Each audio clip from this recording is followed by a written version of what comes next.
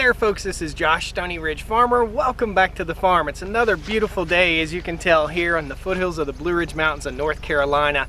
And today we're going to be talking a bit about pond science, okay? So we've got our pond here. It's about a 2.5 acre farm pond, and we have some grass issues in our pond. In other words, when you come out here to go fish and you reel in, if you hit the bottom, you're going to pull a wad of grass about this big out. So today we're going to talk you through and show you what we're going to do to help control the grass here in our farm pond. And this could apply to your farm pond, to a pond in a neighborhood, or to a pond pretty much anywhere. It's all about pond science here today on the Stoney Ridge Farm. All right? I ain't afraid of work. I ain't afraid of play. I ain't afraid to get the job done and do it my own damn way. I ain't afraid of life. Times like this. If you mess with my freedom, I'll tell you just what you can kiss. That's right. All right guys, so here's what you need to know. This is a 2.5 acre farm pond right here. We do not let our livestock in our waterways here on the farm. We're trying to do everything the right way. We are building fence, and if you caught the last video on the farm vlog, we're getting ready to have the fence videos coming out hopefully tomorrow. So what we're going to be doing here is introducing a species of fish to our pond that we put in about every year, and I put about 5 to 10 of these fish in per year. They are called sterile grass carp. These sterile grass carp will go in and they'll graze this grass. I'll get you a little shot of what the grass looks like right now. So that is the grass that the sterile grass carp will eat. Now the stocking rate for these sterile grass carp, and I'm going to show them to you here in a second. The suspense might be killing you. They're all in bags over here, and we're going to be stocking 2 ponds today on the farm. Today we're going to put 5 grass carp in here. Last year I put 7 grass carp in this pond, and it cleaned it up. So this was not pristine and beautiful when we bought our property. It was a slimy, nasty looking absolute disaster of a mess.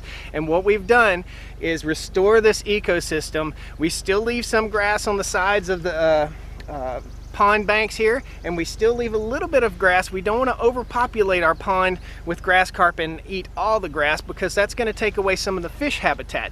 We also throw old stumps and Christmas trees and all kinds of stuff in here to help with fish habitat, so we grow big bass. One of my neighbors was over here fishing the other day. He pulled a 6.1 pound bass out of our farm pond. That is awesome, unbelievable. So that really tells you that the ecosystem is doing well here in this pond. So what we've got, I'm going to reach over here and grab the bag of carp, and we need to get them in the pond pretty quick here, so that's why I'm talking and moving fast. Let's grab the bag. They don't like to be bothered. These are big fish, guys, big fish. These are your sterile grass carp. Now what we're going to do, this water is probably 20 degrees cooler than the air outside, and probably 5 degrees cooler than the pond, and we've got to acclimate these fish. So what we're going to do is slowly introduce a little water, and we only have a little bit of water here. And we'll slowly introduce this water, and we're also going to post a link down in the website to, I believe it's called Arkansas Pond Stockers, and we're going to share this video with those guys too.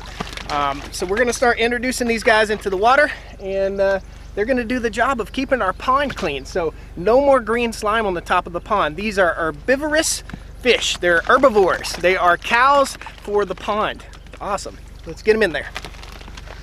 Okay, so what you guys need to be thinking here, it's 90 degrees outside. That means the top of this water is probably going to be close to the 75 to 78 degree range. A little science for you. 1 acre foot of water is 1 foot of water over an entire acre, and that's 326,000 gallons. Isn't that amazing? Again, the stocking rate, these rubber bands are tough, dude. There we go. So again, the stocking rate is around 10 to 12 per acre. We've already stocked this pond year after year, and we put about 5 a year in here. I'm going to say this will make a total of 15 or 20 fish in this pond. I don't want to put too many in. So we're going to introduce a little bit of this water, just a little bit, and it's not much warmer than the water that's in the bag. These fish are skittish, and when we start releasing them, you'll see why. If it's really, really hot in the heat of the summer, you might want to walk out in your pond just a little ways so that you can acclimate your fish appropriately. And we'll just introduce a little bit of water. Just a little bit here, a little bit there. If you had a mason jar or some clean type of a jar, that would work also. And over about 3 to 5 minutes, That's how long it takes to introduce these fish into the pond. We've got another bag we're gonna put in our smaller pond. This is something that you could do, and let me show you this grass. I'm just gonna reach out in here and get you some. This is the grass that I'm talking about. That water grass that grows in there. It's not very thick, and it only goes out probably about 15 feet out into the water. But if you're fishing out here and you're reeling in, you're catching a wad of grass every time you fish. So we've been about 4 minutes now, and we're gonna let the fishies out. Now, these fish are big. I'm reaching in the bag here, probably shouldn't be touching them, but they're about that big, okay? So they're about 7 inches, something like that. There we go. Just that fun.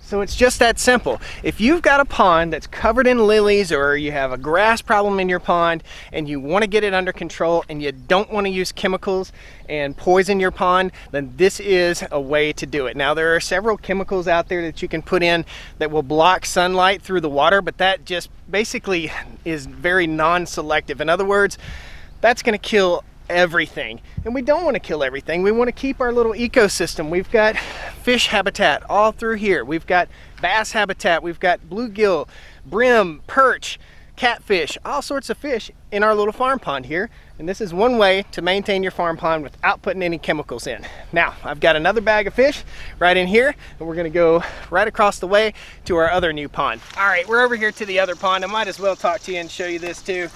We're gonna start introducing our fish.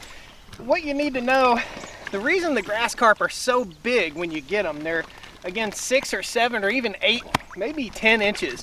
The reason they're so big is because predation, okay? So predator fish will gobble them up. Now, we know this pond only has catfish in it, and those catfish are pretty small, but for predation purposes, these fish are expensive. So the 10 fish that I bought cost around 155 to 160 bucks. They're somewhere around $15 a piece.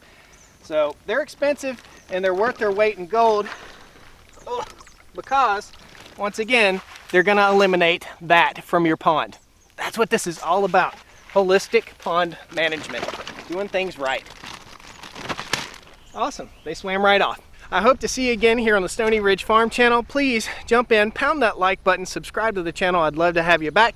And I thank you a whole lot for listening, and hopefully you learned a little something today. All right, and again, these are from Arkansas Pond Stockers. I'll post a link to their website and their phone number down below. I'm not in Arkansas. They travel all over the country, and they go to different farm stores like Tractor Supply or our local Y&W Farm Supplies, where I picked these up, and they basically travel the country and sell fish for your fish pond. They're awesome, and they'll give you a lot of info if you need it. Thanks a lot, guys. We'll see you next time on the Stoney Ridge Farm. All right? Well, come on down to the Stoney Ridge, bring your wife and bring your